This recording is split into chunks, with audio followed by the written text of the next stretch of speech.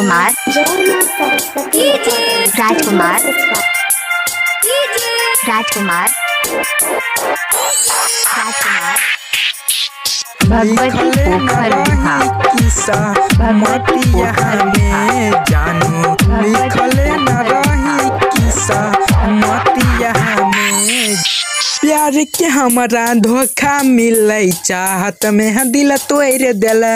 बिच रहिया में क्या भरोसा हमारा से मुहवा मोर ले प्यार के बदला धोखा मिले चाहत में दिल तोड़ दिल बिच रहिया में क्या भरोसा हमारा से मुहवा मोर ले कि जब याद सत बैठो तो हरे रहती यहाँ में कि जब याद साथ बैठो तोहर रहती यहाँ में जानू लिखले न रही किस्सा मती यहाँ में जानू लिखले न रही किस्सा मती यहाँ में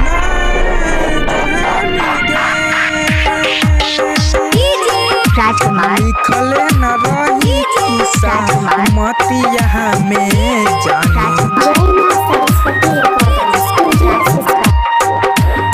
गे स्वर्ग सनक जिंदगी के हमरा तोही नरक बनैल गे संग में जियई मरे के कसम कथी लकिरिया खैल गे कथी लकिरिया खैल गे हाँ स्वर्ग सनक जिंदगी के हमरा तोही नरक बनैल गे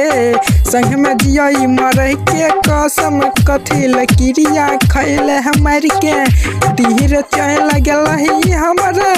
छाती यहाँ में के तीर चल गई हमरा छाती यहाँ में जानू लिखले न रही किस्सा मती यहाँ में जानू लिखले न रही किस्सा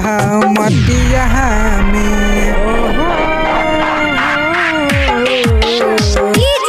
राजकुमार लिखले न रही किस्सा मती यहाँ में जानू हे गई संगम सुमितवा के तू छोड़िया प्यार के ठुकरैल गे दीपक सुबोध अमित संग हे गई संगम सुमितवा के तू छोड़िया प्यार के हे गे संगम सुमितवा अमित के तू प्यार में ठुकरैल गे दीपक सुबोध तो छोड़िया शादी करके गेल ऐसन गलती के भेल हमरा राती यहाँ में ऐसन गलती के भेल गे हमरा गति यहाँ में जानू